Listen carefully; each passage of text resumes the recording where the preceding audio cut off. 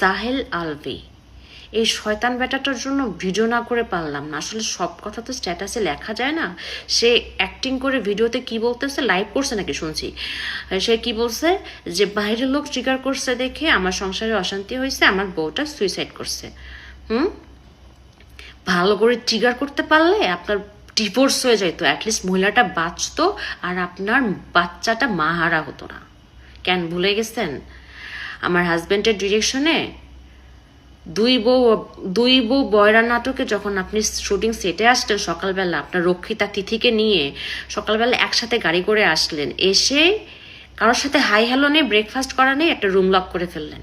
Room lock করে আপনার রুমের সামনে প্রোডাকশন বয় খাবার নিয়ে দাঁড়ায় থাকলো, আপনার রুম খুললেন না কেন ভাইয়া? কি করতেছিলেন? খুব ইম্পর্টেন্ট মিটিং হচ্ছিল তাই না, যেন রুম খোলা যায় নাই তাই না? এটা তো এইটা, তার মধ্যে আবার সারাটা দিন আপনারা শুটিংয়ের ফাঁকে ফাঁকে ফ্রেশ হতে যাইতেন না রুম লক করে? অ্যাক্টিং করেন, অ্যাক্টিং হয় না আপনার ভাই, অ্যাক্টিং হয় না। সামনে স্ক্রিপ্ট নিয়ে বসছেন, আবার মাঝে মধ্যে মানে কান্না কান্না ভাব, চোখ টিপে টিপে পানি বের করতে চাচ্ছেন, আবার বলতেছেন পাথর হয়ে গেছি।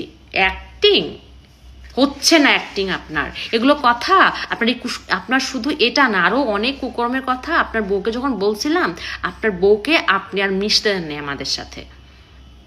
আর আমরা যেটা গিয়ে বলতে যাই নাই, আপনার বউ কাঁদতে কাঁদতে আমাদের বাসায় আসছিল। ভুলে গেছেন এগুলা? ভুলে গেছেন? এরকম অনেক কুকর্মের কথা অনেকেই জানে, আপনার অনেক কুকর্মের কথা অনেকেই জানে, কিন্তু এতদিন মুখ খোলে নাই, বলে নাই, কারণ ওরা চাইছে আপনার সংসারটা বাঁচুক, আপনার ডিভোর্স না হোক, কেউ সুইসাইড না করুক। কিন্তু এখন তো আর পানি হাতের ভিতরে নেই, তাই না ভাইয়া?